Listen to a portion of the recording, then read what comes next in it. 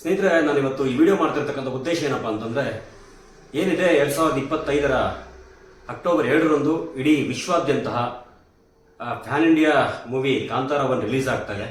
ಅದರ ಪೂರ್ವಭಾವಿಯಾಗಿ ಇವತ್ತು ಅಂದ್ರೆ ಸೆಪ್ಟೆಂಬರ್ 22ರ ಸೋಮವಾರ ಟ್ರೈಲರ್ನ ರಿಲೀಸ್ ಮಾಡಿದ್ದಾರೆ.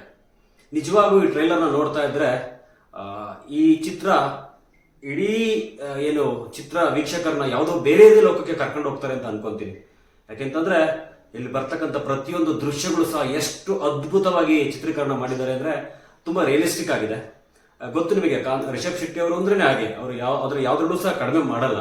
ಹಾಗೇನೆ ತುಂಬಾನೇ ಪ್ರಾಕ್ಟಿಕಲ್ ಆಗಿ ಯೋಚನೆ ಮಾಡಿಕೊಂಡು ತುಂಬಾ ಅದ್ಭುತವಾಗಿ ಯಾವುದೇ ರೀತಿಯ ಕೊರತೆ ಕಾಣದ ರೀತಿಯಲ್ಲಿ ಈ ಚಿತ್ರ ನಿರ್ಮಾಣ ಮಾಡಿದ್ದಾರೆ.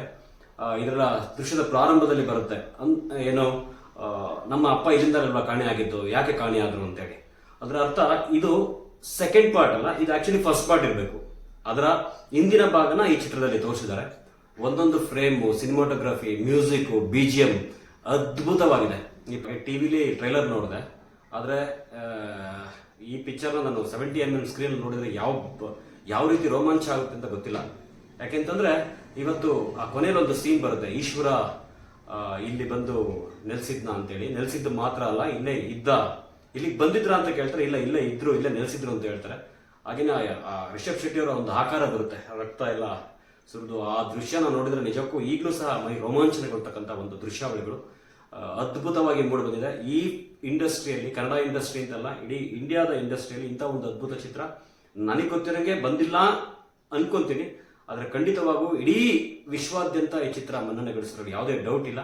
ನಾನು 22 ಇದುವರೆಗೂ ನಾನು ತುಂಬ ಫಿಲಮ್ಗಳಿಗೆ ಯಾವಾಗಲೂ ಪಿಕ್ಚರ್ ಬಗ್ಗೆ ಇಷ್ಟೊಂದು ಇಂಟ್ರೆಸ್ಟ್ ಇರಲಿಲ್ಲ. ಆದರೆ ಈ ಮೂವಿ ಬಗ್ಗೆ ನಾನು ತುಂಬಾನೇ ಕಾತರನಾಗಿ ಕಾಯ್ತಾ ಇದ್ದೀನಿ. ನಾನೊಬ್ಬನೇ ಅಲ್ಲ ಅನ್ಕೊಂತೀನಿ. ಟ್ರೈಲರ್ ನೋಡಿದ್ರೆ ಇಡೀ ವಿಶ್ವವೇ ಈ ಚಿತ್ರಕ್ಕೋಸ್ಕರ ಕಾಯುತ್ತೆ ಅಂತ ಅನ್ಕೊಂತೀನಿ.